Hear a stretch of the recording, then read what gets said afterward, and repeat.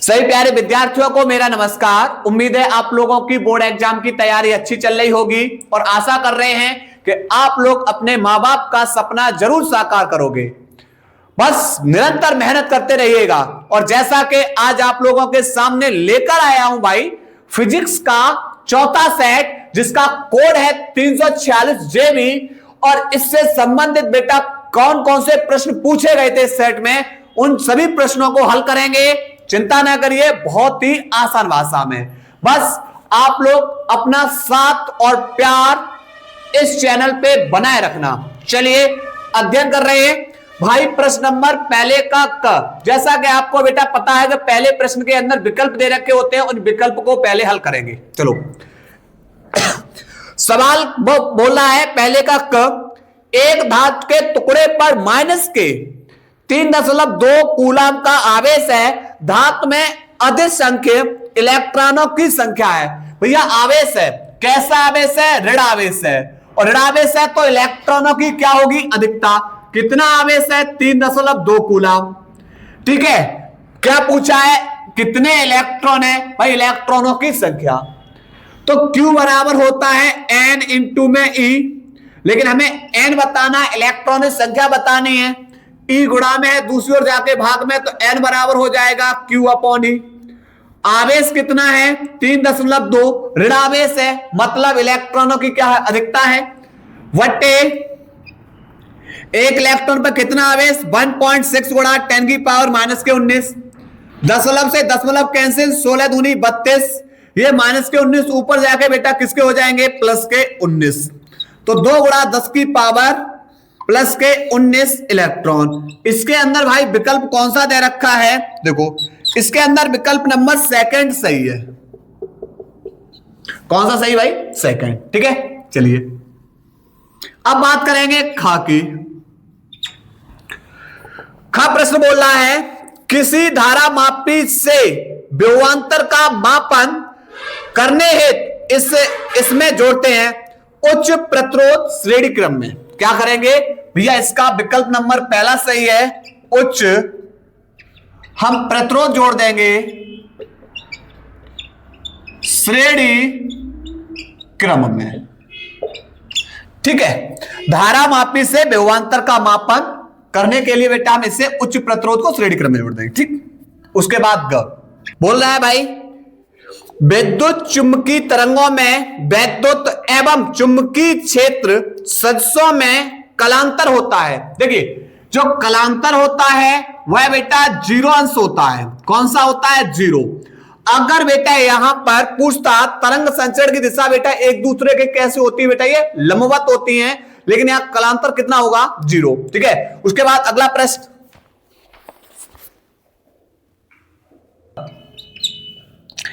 बोल रहा है, किसी प्रिज्म का प्रिज्म कोण A है, न्यूनतम विचलन कोण प्रिज्म कोण के बराबर है। प्रिज्म कोण के पदार्थ का अपवर्तनांक होगा। देखिए भैया प्रिज्म कोण का फॉर्मूला क्या होता है? प्रिज्म कोण का फॉर्मूला यह होता है N बराबर sine delta M plus A Y2 वटे साइन AY2। ठीक है, अब यहां पर बेटा क्या है? आपको दे रखा है कि भैया जो प्रिज्म का कोण है वो A है, और यहां पर जो न्यूनतम विचलन कोण है वो प्रिज्म कोण के बराबर है। तो N बराबर हो जाएगा साइन डेल्टा M, जो यहां पर डेल्टा M है वह किसके बराबर है? प्रिज्म कोण के बराबर। ऐसा सवाल में दे रखा है, तो भाई लगाएंगे डेल्टा M की जगह A प्लस A वटे 2 वटे साइन A/2। ठीक, A और A बेटा कितना हो जाएगा? 2A वटे 2 वटे साइन A/2। 2 से 2 कैंसिल, साइन A वटे साइन A/2। एक फॉर्मूला होता है साइन 2 थीटा का, 2 साइन थीटा इंटू में कॉस थीटा। साइन 2 थीटा बराबर क्या होता है? 2 sine theta into cos theta. अगर बेटा हम इसके कोण को आधा कर दें, 2 थीटा है, आधा कर दें थीटा, तो आप भी बोलो सर मैं यहां पर भी कोण को आधा कर लेंगे, तो sine 2 sine theta by 2 into में कॉस थीटा बाई 2। और यहां थीटा की जगह कौन है, ए, तो फॉर्मूला क्या बन जाएगा, फॉर्मूला बन जाएगा 2 sin a/2 cos a/2 बटे sin a/2। बेटा साइन से sin a/2 कैंसिल, बचेगा 2 cos a/2। तो यहां पर n बराबर, भाई इसके अंदर कौन सा विकल्प है, इसके अंदर विकल्प नंबर तीसरा सही है। ठीक है, उसके बाद इसको नोट करिए, आगे बता रहे हैं। चलिए भाई नोट करो पहले यहां तक। इसके बाद बेटा अगला प्रश्न है बोल रहा है चुंबकीय द्विध्रुव आघूर्ण का मात्रक होता है। भैया चुंबकीय द्विध्रुव आघूर्ण का फॉर्मूला होता है कैपिटल M बराबर स्मॉल m इंटू में 2l। ये m ध्रुव सामर्थ्य है। अब इसके लिए बेटा फॉर्मूला क्या निकलेगा, b बराबर होता है F अपॉन m। हमें m निकालना है तो m बराबर हो जाएगा F अपॉन b। अब यहां पर F क्या है, बल है, बल का मात्रक न्यूटन, बट्टे b चुंबकीय क्षेत्र, इसका मात्रक हो जाएगा न्यूटन प्रति एम्पियर इंटू में मीटर। तो इससे ये कैंसिल, इसको ऊपर भेज देंगे बेटा, तो यहां पर क्या निकलेगा, एम्पियर इंटू में मीटर। ठीक है, तो आप बेटा यहां लिखोगे m का मात्रक एम्पियर इंटू मीटर, दूरी है 2l और दूरी का मात्रक बेटा क्या होता है, मीटर। तो ये हो जाएगा एम्पियर इंटू मीटर का गुणा मीटर में करोगे मीटर स्क्वायर। तो भाई इसका विकल्प कौन सा सही है, इसका सेकंड सही है। इस तरीके से आप लोग निकाल लोगे। ठीक है, चलिए उसके बाद घ के बाद बेटा आएगा च प्रश्न। देखो च प्रश्न बोल रहा है धातु सतह के लिए दहली तरंग दैर्घ्य 2000 एंगस्ट्रॉम है। 1000 एंगस्ट्रॉम का विकिरण आपतित होने पर उत्सर्जित प्रकाश इलेक्ट्रॉन की गतिज ऊर्जा होगी। देखो भैया गतिज ऊर्जा पूछी है, पहले दहली तरंग दैर्घ्य लैम्डा नॉट बराबर बेटा है 2000 एंगस्ट्रॉम। बदल लो, 2 के आगे 3 जीरो है तो इसे 10 की पावर 3 लिख दिया। एंगस्ट्रॉम को मीटर में लाओगे तो 10 की पावर माइनस के 10 से मल्टीप्लाई, ये मीटर में आ गया। ठीक है, तो यहां से 2 गुणा माइनस के 10 की पावर माइनस के 10 में से प्लस के 3 गया तो माइनस के 7 मीटर, ये दहली तरंग दैर्घ्य। और फोटोन की तरंग दैर्घ्य है बेटा 1000 एंगस्ट्रॉम। फोटोन की तरंग दैर्घ्य कितनी है, 1000 एंगस्ट्रॉम। तो 1 इंटू इसके आगे बेटा 3 जीरो है तो 10 की पावर 3, एंगस्ट्रॉम हटाओ 10 की पावर माइनस के 10 मल्टीप्लाई, तो 1 गुणा माइनस के 10 में से प्लस के 3 गए तो 10 की पावर माइनस के 7 मीटर। ठीक, अब हमें पूछा क्या है भाई, गतिज ऊर्जा पूछी है। तो गतिज ऊर्जा के लिए फॉर्मूला होगा E के बराबर E माइनस के W, और E बराबर होता है H C upon lambda, minus W बराबर होता है H C upon lambda naught.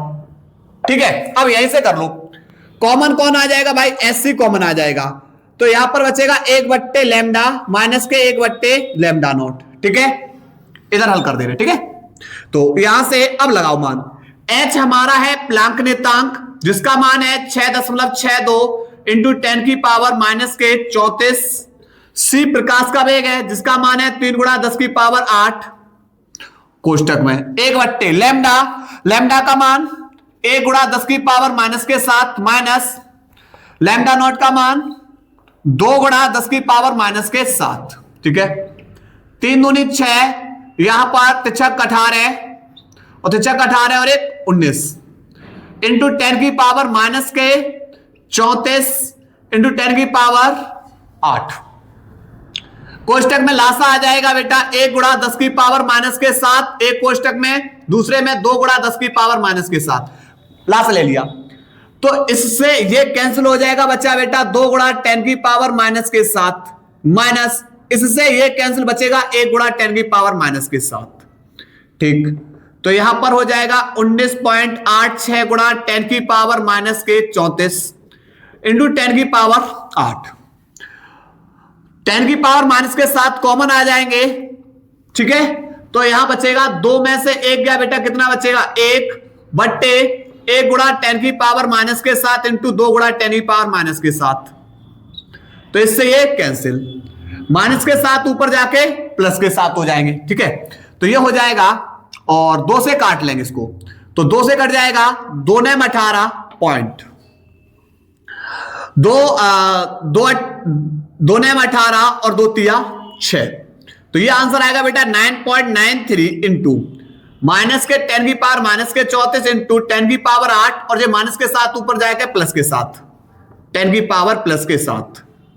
ठीक है, तो यहां ई के बराबर बचेगा 8 और 7 15 है, तो यहां पर 9.93 इंटू 10 की पावर माइनस के 34 में से 15 गए तो माइनस के 19, और ये बेटा किस में आएगा, जूल में।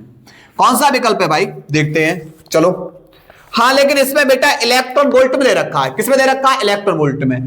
तो जूल को इलेक्ट्रॉन वोल्ट में बदलना है, तो बेटा भाग कर दीजिए, भाग कर देंगे किससे, 1.6 गुणा 10 की पावर माइनस के 19 जूल से। तो ये किसमें बदल जाएगा, इलेक्ट्रॉन वोल्ट में। 10 की पावर माइनस के 19 से कैंसिल, 1 जीरो और बढ़ाओ, दशमलव से दशमलव कैंसिल, तो इसका भाग कर देंगे 160 का 993 में, 16 छिंग 96 3 3। अब भाग जाए 10 लगाओ 0, फिर भाग 16 दूनी 32, तो ई के बराबर हो जाएगा बेटा 6.2 इलेक्ट्रॉन वोल्ट। अब कौन सा विकल्प है भाई, देख लो। जी हाँ, इसके अंदर बेटा पहला विकल्प दे रखा है। ठीक है, तो इसके अंदर कौन सा विकल्प सही है, पहला सही है। ठीक है, नोट करिएगा इस सवाल को, नोट करिएगा। इसके बाद बेटा खंड ब चलते हैं दूसरे के का प्रश्न की ओर। पूछा है भाई, वैद्युत फ्लक्स का मात्रक लिखिए। देखिए, वैद्युत फ्लक्स का मात्रक बेटा फाई ई का मात्रक लिखना है भाई, समझना। तो वैद्युत फ्लक्स फाई ई बराबर होता है ई इंटू में ए कॉस थीटा। तो यहां मात्रक किसका लगेगा, फाई ई बराबर, यहां पर बेटा लगाओगे ई का मात्रक, ई का मात्रक इनटू में ए का मात्रक। आओ देखते हैं, ई हमारा वैद्युत क्षेत्र है, और वैद्युत क्षेत्र ई बराबर क्या होता है, एफ अपॉन क्यू। तो यहां पर बल का मात्रक न्यूटन और आवेश का मात्रक क्या हो जाएगा, कूलाम। तो न्यूटन वट्टे में कूलाम इनटू ए हमारा क्षेत्रफल है जिसका मात्रक मीटर स्क्वायर। तो मात्रक बन जाएगा भाई न्यूटन मीटर स्क्वायर प्रति कूलम। ठीक है, अब उसके बाद अगला प्रश्न, अगला प्रश्न है भाई, सेल का विद्युत वाहक बल को परिभाषित करना है। देखिए दूसरे का ख प्रश्न, सेल का विद्युत वाहक बल। समझो यहां पर क्या है कि भाई एक हमने परिपथ बनाया, यह प्रतिरोध है, इस प्रतिरोध को हम एक सेल से जोड़ दे रहे हैं। ठीक है, एक कुंजी लगा देंगे और इसके सिरों पर बेटा हमने किसको लगा दिया, विभवांतर। ठीक, यहां पर सेल के अंदर जुड़ा होता है एक आंतरिक प्रतिरोध। क्या जुड़ा होता है, एक आंतरिक प्रतिरोध होता है। अब समझो, प्लस टर्मिनल से बेटा आवेश निकलेगा और पूरे आवेश इस पूरे परपथ में क्या करेंगे, आवेश को प्रवाहित करेंगे। जब आवेश बेटा इस पूरे परपथ में प्रवाहित होगा, जो ये परपथ बनाया है पूरे परपथ में प्रवाहित होगा, ये प्रतिरोध है। ठीक है, तो आवेश पूरे परपथ में प्रवाहित होगा तो सेल द्वारा दी गई ऊर्जा क्या कहलाएगी, सेल का विद्युत वाहक बल। और जब आप आवेश को एक टर्मिनल से दूसरे टर्मिनल, बाह्य प्रतिरोध में एक टर्मिनल से दूसरे टर्मिनल पे लेकर जाओगे, प्रवाहित कराओगे, तो भाई क्या बन जाएगा, सेल का टर्मिनल विभवांतर। ठीक है, तो यहां पर हमें पूछा क्या है, सेल का विद्युत वाहक बल। तो आप परिभाषा दोगे, एकांक आवेश को, एकांक आवेश को पूरे परपथ में, पूरे परपथ में प्रवाहित कराने में सेल द्वारा दी गई ऊर्जा, सेल द्वारा दी गई ऊर्जा सेल का विद्युत वाहक बल कहलाती है, इसे ई से प्रदर्शित करते हैं। ठीक है, E बराबर W अपॉन क्यू नॉट।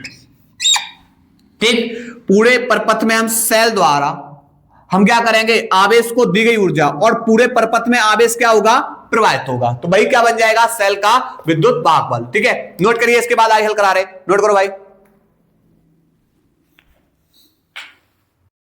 इसके बाद बेटा अगला दूसरे का ग प्रश्न क्या बोल रहा है, किसी कुंडली का स्वप्रेरकत्व 6 मिली हेनरी है और इसमें धारा प्रवाहित की दर 10 की पावर 3 एम्पियर पर सेकेंड है।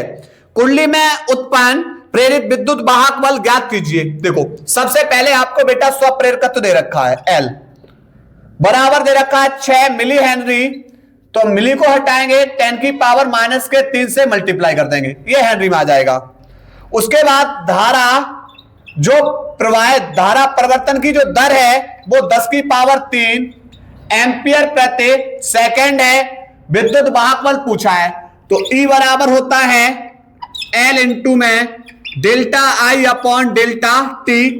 L का मान 6 गुणा 10 की पावर -3 और delta I upon delta T का मान बेटा कितना है, यहां पर 10 की पावर 3। ठीक, कैंसिल हो जाएगा तो कितना निकलेगा, 6 वोल्ट। कितना आएगा भाई, 6 वोल्ट आ जाएगा। ठीक है, उसके बाद घ प्रश्न आपको बेटा रदरफोर्ड का परमाणु मॉडल की कमियों का उल्लेख करवाया है। तो यह प्रश्न बेटा आपको सेट 1 में भी करा चुके हैं, जेएस कोड के अंदर, सेट शायद है दूसरे के अंदर भी यह प्रश्न आया था, तो आप लोग इसको देख लेना है। ठीक है, नोट करिए भाई, इसको नोट करो।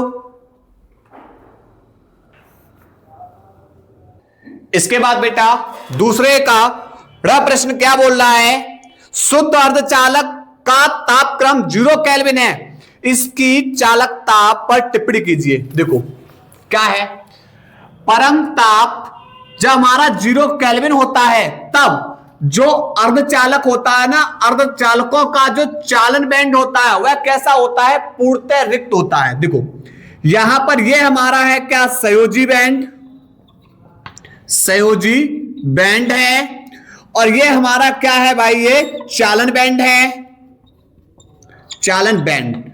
और इनके बीच में जो गैप होता है उसे बोलते हैं वर्जित ऊर्जा अंतराल। और वर्जित ऊर्जा अंतराल में बेटा इलेक्ट्रॉन कैसे होते हैं, नगण्य। तो पहला पॉइंट यही, पहली लाइन क्या बोल रहा है कि जब 0 केल्विन पर जो ये चालन बैंड होता है वह क्या होता है, रिक्त होता है। तो जब रिक्त होगा तो विद्युत का चालन नहीं होगा, अतः परम ताप पर अर्धचालक एक अचालक की भांति व्यवहार करता है। ठीक, अब जैसे जैसे जैसे जैसे अर्धचालक का ताप बढ़ता है, भैया हम तापमान को क्या करेंगे, अब बढ़ाएंगे।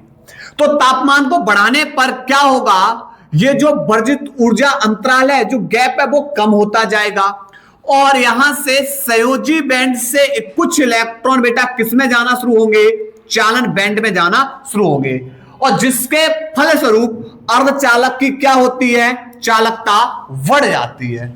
ठीक है, अब उसके बाद अगला च प्रश्न देखते हैं। दूसरे का च प्रश्न क्या बोला है, एकल झिर्री विवर्तन प्रारूप में द्वितीय निम्नलिखित के विवर्तन कोण 60 अंश है, झिर्री की चौड़ाई लैम्डा के पदों में ज्ञात कीजिए। देखिए फॉर्मूला होता है भाई ए साइन थीटा, निम्नलिखित के लिए, निम्नलिखित के लिए ए साइन तो थीटा होता है बराबर होता है भाई एम लैम्डा के, लेकिन यहां पर जो द्वितीय, यहां पर क्या दे रखा है हमें, द्वितीय निम्नलिखित है और थीटा बराबर बेटा 60 अंश है, लगा दो। तो ए साइन थीटा की जगह 60 बराबर एम की जगह 2 इंटू में लैम्डा, साइन 60 का मान लगाओ अंडर रूट में 3/2 बराबर 2 लैम्डा, 2 ये भाग में दूसरी ओर जाके गुणा में, ये अंडर रूट 3 गुणा, ये अंडर रूट 3 गुणा में दूसरी ओर जाके भाग में, तो ए बराबर 2 दूनी 4 लैम्डा बट्टे √3, यह बेटा इसकी चौड़ाई निकल आएगी। ठीक, तो आज हम लोगों ने जो प्रश्न देखे हैं वह 2 तक कंप्लीट किए हैं। अगले लेक्चर में बेटा 3 और 4 को लेकर आएंगे। बस छोटी छोटी क्लासों को पढ़ते रहिए इंटरेस्ट के साथ, और कमेंट बॉक्स में जरूर बताइएगा भाई कि क्लास को आप लोग कैसी लग रही है, अच्छी लग रही है या नहीं लग रही है ना, या हम मेहनत कर ही जा रहे हैं। तो इस चीज के बारे में थोड़ा सा आप लोग भी ख्याल रखा करो। चलिए भाई, नोट करिए इसको।